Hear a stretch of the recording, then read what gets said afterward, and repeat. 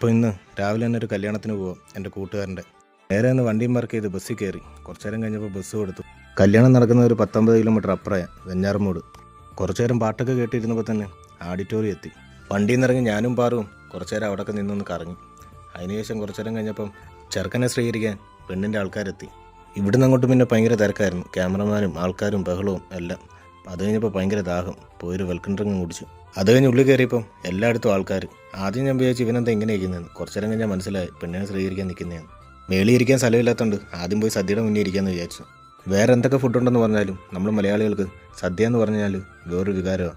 അങ്ങനെ അവിടെ ഇരുന്നപ്പം കുറച്ചു നേരം ചോറ് വന്നു, പരിപ്പ് വന്നു, നെയ്യ് വന്നു, പിന്നെ പപ്പടം കൂട്ടി ഒരു പിടി പിടിച്ചു. അത് കഴിഞ്ഞ് സാമ്പാർ വന്നു. അത് കഴിഞ്ഞ് പിന്നെ കുറച്ചു നേരം കഴിഞ്ഞ് പായസം വന്നു, പിന്നെ ബോളി വന്നു, പിന്നെയും പായസം വന്നു. അത് കഴിഞ്ഞ് കുറച്ച് ചോറൂടെ വന്നു, പുളിശ്ശേരി വന്നു, ഇല മടക്കി. സദ്യ അടിച്ച് മേളിൽ ചെന്നപ്പോഴത്തേന് പെണ്ണ് വരുന്നേ ഉള്ളൂ. എന്നിട്ട് സീറ്റ് കിട്ടിയില്ല. ഞാൻ പിന്നെ ഒരു മൂലയ്ക്ക് പോയി നിന്നു. ഞാനും ഇവനൊക്കെ ഒരുമിച്ച് കളിച്ചു കൊള്ളുന്നേ. അതുകൊണ്ട് തന്നെ അവൻ്റെ കല്യാണം ദൂരെ നിന്ന് കാണാനൊരു പ്രത്യേക രസമുണ്ട്. അങ്ങനെ പെട്ടെന്ന് കണ്ണടച്ച് തുറക്കുന്നതിന് മുന്നേ അവൻ്റെ കല്യാണം കഴിഞ്ഞു. ജീവിതം എത്ര തിരക്കിലായാലും ഇങ്ങനെയുള്ള കുറച്ച് മുഹൂർത്തങ്ങളാണ് നമ്മുടെ എല്ലാവരുടെയും മനസ്സിൽ കുറച്ചുകൂടെ നിലനിൽക്കുന്നത്.